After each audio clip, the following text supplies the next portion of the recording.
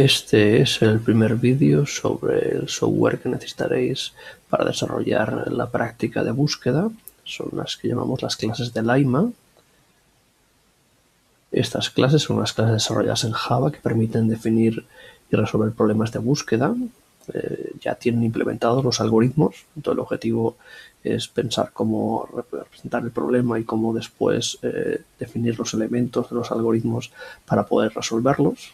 En este caso tenéis implementados la mayoría de los algoritmos que habéis visto en clase, como algoritmos de búsqueda no informada o algoritmos de búsqueda heurística, estrella y de estrella, y luego los algoritmos de búsqueda local, que son los que realmente vais a utilizar después para la práctica. El algoritmo de hill climbing, el algoritmo de Simon Channeling. La gracia que tienen estas clases es que son unas clases genéricas. Entonces, básicamente lo que hacen es abstraer los elementos que necesitan los algoritmos para resolver los problemas. Entonces, tendremos que definir simplemente cuáles son esos elementos específicos que necesitamos. Los algoritmos básicamente son siempre iguales, siguen la misma estrategia. Lo que cambian son ciertos puntos que son los que nosotros implementaremos y definiremos para poder resolverlos. Tenéis los fuentes de estos algoritmos, además de los fuentes que tenéis, además de los fuentes tenéis prácticas de otros cuatrimestres. Estos fuentes los podéis bajar y podéis echarles un vistazo. Y luego tenéis los binarios. En los binarios son los que tenéis que después incorporar a vuestra práctica. Tendréis que, cuando hagáis un proyecto, decirle que los algoritmos que queréis utilizar están definidos en estas clases Java que podéis descargar. Para poder definir un problema tenemos que definir 4 clases Java. La primera es básicamente la definición del problema, la representación en Java. Tenemos que representar aquí el estado y luego los operadores que son necesarios para hacer la búsqueda. Luego tenemos 3 clases que corresponden a los elementos de los algoritmos que queremos utilizar. Estas 3 clases dependen de clases de Llama. Tenemos que definir cuál es la función que genera los sucesores de un estado. Básicamente tendrá implementada una función a partir de la cual, si le damos un estado, los datos a estados accesibles, según hayamos definido los operadores y cómo se utilizan esos operadores en la primera clase. Después tendremos una clase que define cuándo hemos llegado al estado final, si es que es necesario. Básicamente lo que hace es que cada iteración comprueba si el estado actual que queremos expandir corresponde ya al estado final y nos permite decir al algoritmo que puede terminar la búsqueda. Y luego tenemos la clase que define la función heurística. La función heurística básicamente es lo que permite al algoritmo decidir entre todos los estados sucesores cuál es el siguiente que se va a explorar. Todas estas clases son genéricas, por lo tanto, básicamente nosotros tenemos que hacer una implementación de la clase implementando la función genérica que está incluida dentro de esa clase, que es la que después utilizan los algoritmos para la ejecución. La primera clase no depende de las clases de Llama. No necesitamos nada más que lo que hayamos nosotros pensado sobre cómo definir el estado y los operadores del problema. Debe tener esta clase un constructor, que es la que va a generar ese estado, que es el que utilizaremos para iniciar la resolución del problema. En este caso podemos tener un constructor o varios, o puede ser que el constructor tenga una serie de parámetros dependiendo del problema que nos permita definir cuál va a ser el estado inicial del que vamos a partir del problema exacto que vamos a querer resolver. Vale, dentro de esta clase también tendremos una serie de funciones que nos permitirán hacer la transformación de un estado para conseguir los estados sucesores. En todo problema tendremos que, para poder explorar el grafo de búsqueda, tendremos que definir cómo ir pasando de un estado al siguiente, pues tendremos funciones que permiten hacer esa transformación. Para poder hacer la transformación tiene que cumplirse una serie de condiciones, por lo tanto también tendremos que tener una serie de funciones que nos permitan decidir si un estado específico para un estado específico podemos aplicar un operador. De manera que nosotros primero comprobaremos si cierto estado cumple las condiciones de cierto operador y después aplicaremos el operador para obtener el estado sucesor, que es el que después le pasaremos al algoritmo para que decida si ese estado va a ser el siguiente que va a ser explorado.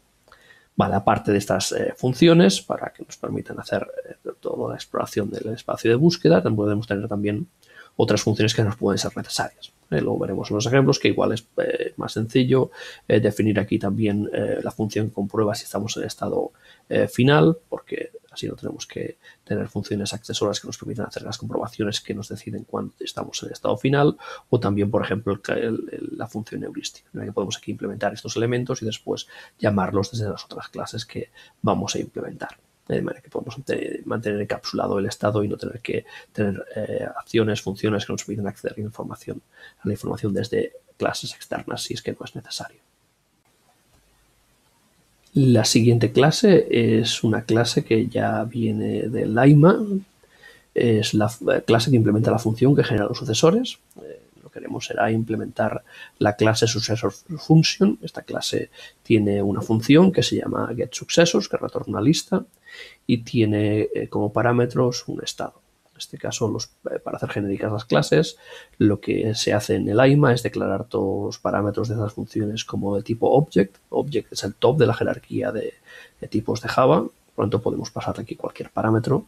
Nosotros, cuando hagamos la implementación, básicamente tendremos que, dentro de la función, hacer el cast de lo que recibamos a la clase que nosotros hemos implementado para el estado.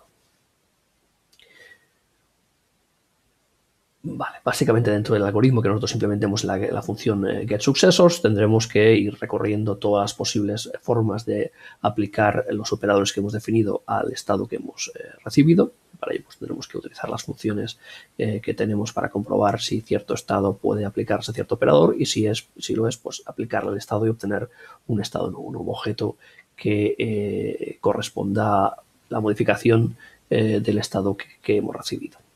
Vale, con esto lo que haremos es obtener una lista de estados. Esta la iremos guardando y al final, pues, lo que haremos será retornar esta lista.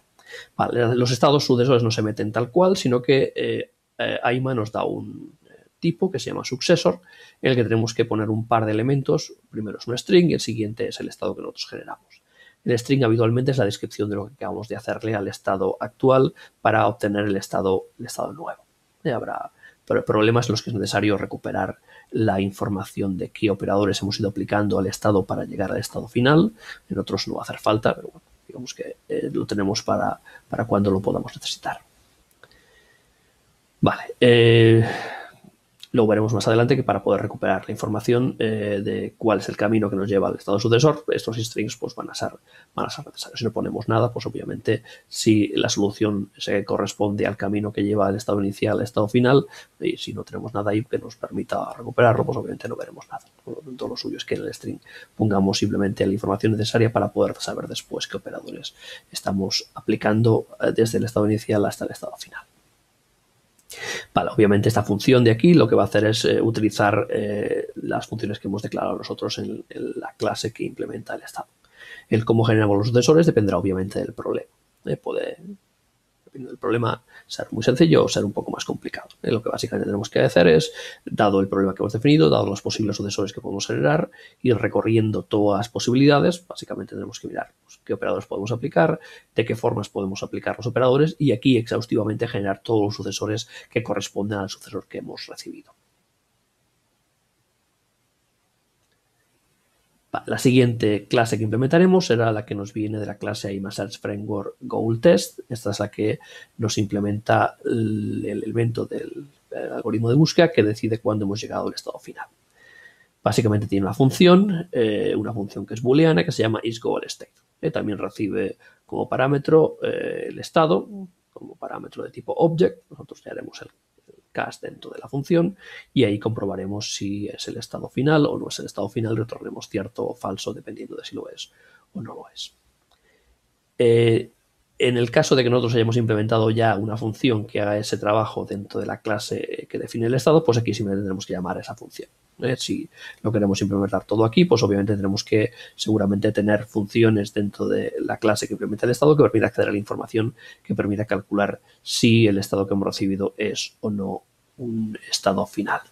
Luego veremos ejemplos en los que se hace de las dos maneras, o haciéndolo desde aquí con funciones accesoras que permitan obtener información del estado, o llamando simplemente a la función que ya nos hace el cálculo, y aquí simplemente retornamos el resultado de ese cálculo porque la implementación ya está hecha dentro de la clase que implementa el estado.